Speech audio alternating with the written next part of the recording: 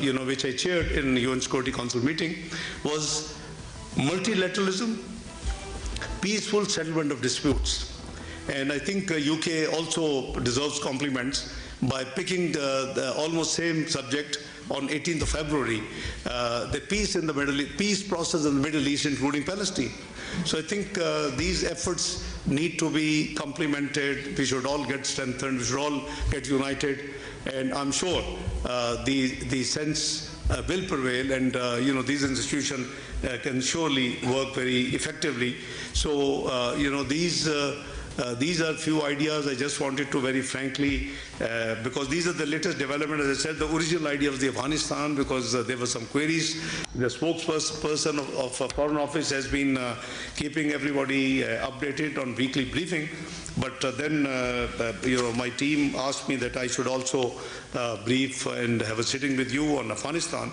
So I think, having talked about the recent last 3-4 days developments, I would now bring you back to Afghanistan, because there have been a number of queries from different missions. So I think I want to clarify our position.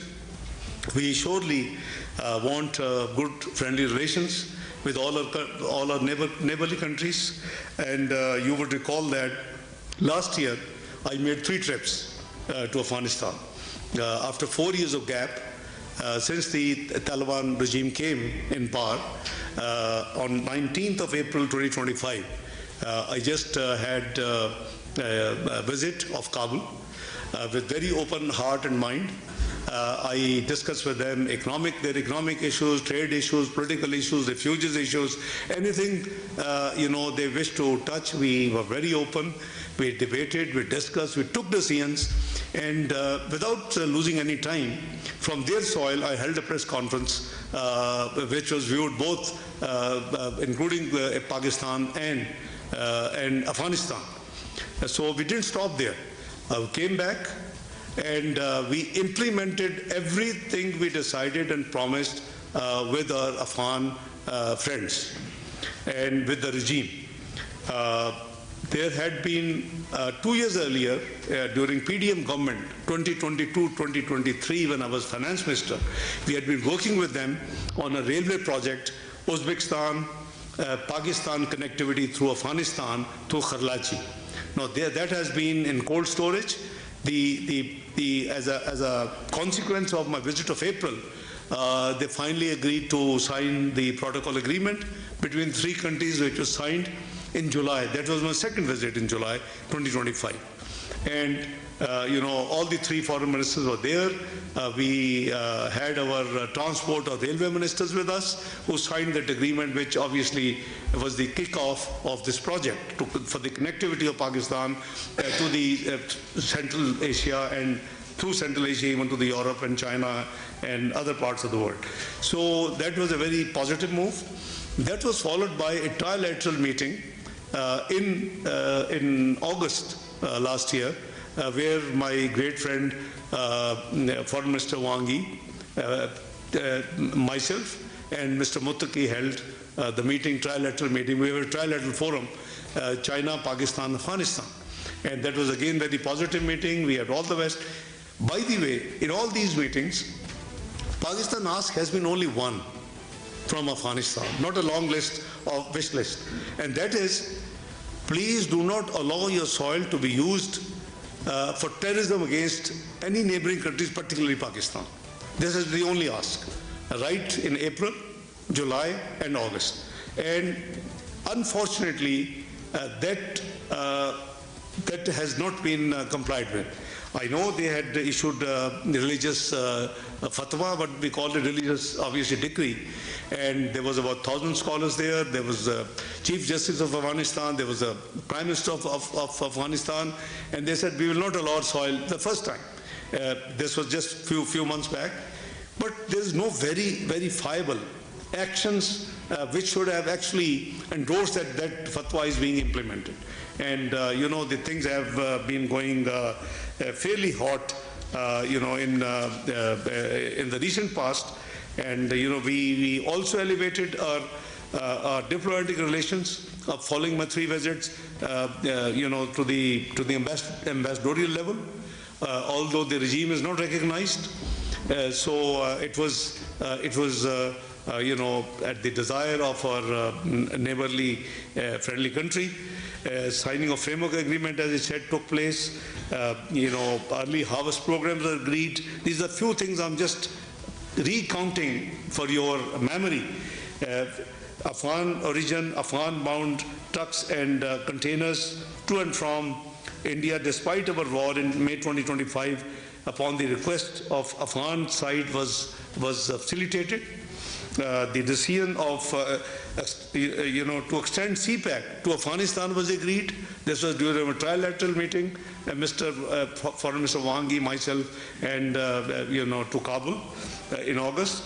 Convening of Joint Coordination Committee meeting of the border security issues. That was also grant of 4,500 scholarships to Afghan students in various fields, including medicines, engineering, and social science under the Lama Iqbal Scholarships Program.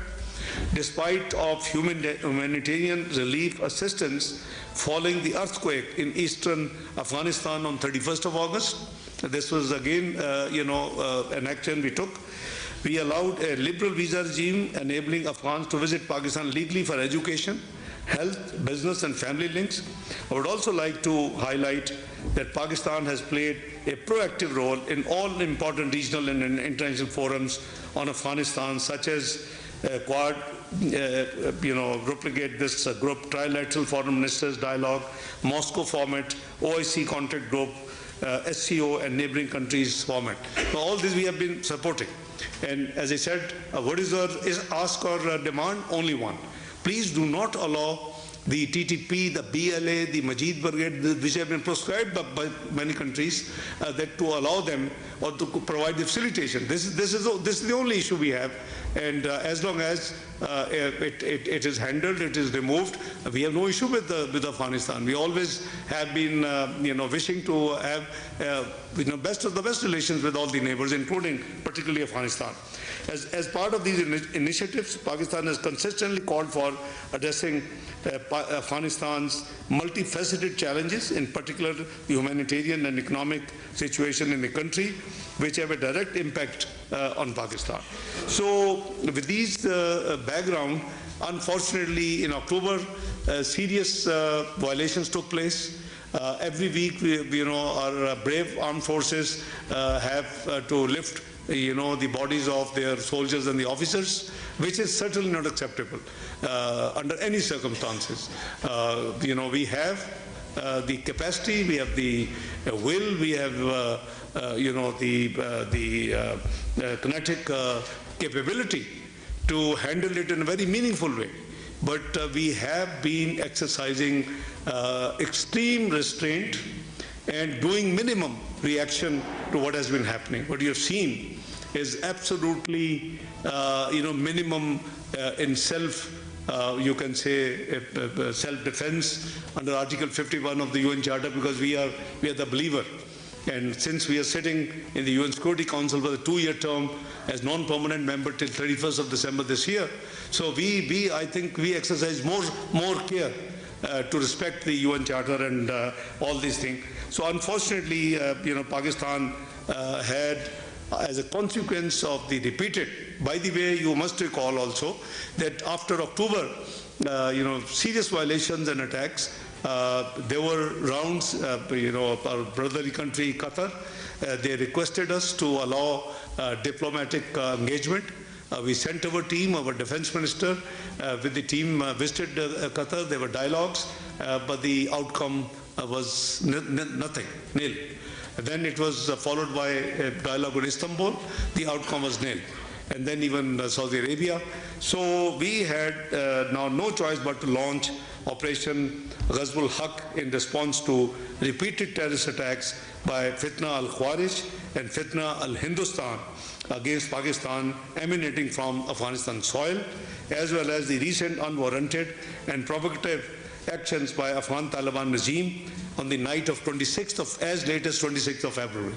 So you see, this has led us, has forced us to now take it, now seriously. And some high-profile terrorists terrorism incidents include the suicide attack on judicial complex in Islamabad in November 2025, coordinated assault by BLA elements across the entire Balochistan province in January 2026, a suicide bombing on an Imarga in February 2026, which alone took, shahadats of 31 civilians and injured 170 innocent, people who are praying there, and recent terrorist incidents in Bajor, Bannu, and Khyber Pakhtunkhwa province. Now, this is the background. This is why we had now no choice but to launch, this Gazbul Hak operation. Pakistan has conclusive evidence that the recent acts of terrorism in Bajor and Bannu, which is very recent, last a couple of weeks, were perpetrated by TTP at the behest of their Afghanistan-based leadership and handlers. Responsibility for these attacks was claimed by the TTP already and their affiliates, as well as ISKP. Prior to the launch of operation, but what I said, Gazbul Hak, Pakistan carried out intelligence-based selective targeting of 7 terrorist camps and hideouts on 21st February 2026. When I fixed this meeting, I just wanted to share all these facts with the diplomatic corps. You're all friendly countries, so that it should be on your record and you would be sharing it with your capitals. So, as I said, that the events have overtaken now in the last 3-4 days. Pakistan actions were proportionate, minimum, and measured with careful planning in order to make sure that the only terrorist camps and hideouts are hit, and civilian population should not be targeted and should be saved. In response to repeated terrorist attacks by Fitna al-Kharij and Fitna Hindustan against Pakistan from the Afghan soil, as well as the latest, as I said, the provocative actions by the Taliban regime on 53 locations across 15 sectors. 53 locations across 15 sectors in Khyber Pakhtunkhwa province on the night of 26 February. Now, this is horrifying, and this is totally lunatic, that it's like going mad. So this 26th of February, 53 locations targeting 15 sectors in Khyber Pakhtunkhwa province is totally no-go for Pakistan. Pakistan initiated this Operation Gazbul Hak in self-defense, carrying out precise and targeted operations against 7 terrorist camps and hideouts belonging to the TTP and ISKP in Afghanistan. Our actions, as I said, were very careful, and in this operation, initially 22 locations in Kabul, Kandahar, Paktia, Nangarhar, Khost, and Paktika were subjected to aerial targeting, and all these targets were military installations which were carefully selected based on our intelligence. As a result of Pakistan befitting response to Afghan Taliban's regime against Pakistan, valiant forces targeted 37 locations in Afghanistan. 415 Taliban's regime personnel and Khawarij were eliminated. 182 posts completely destroyed, 31 posts captured, 185 tanks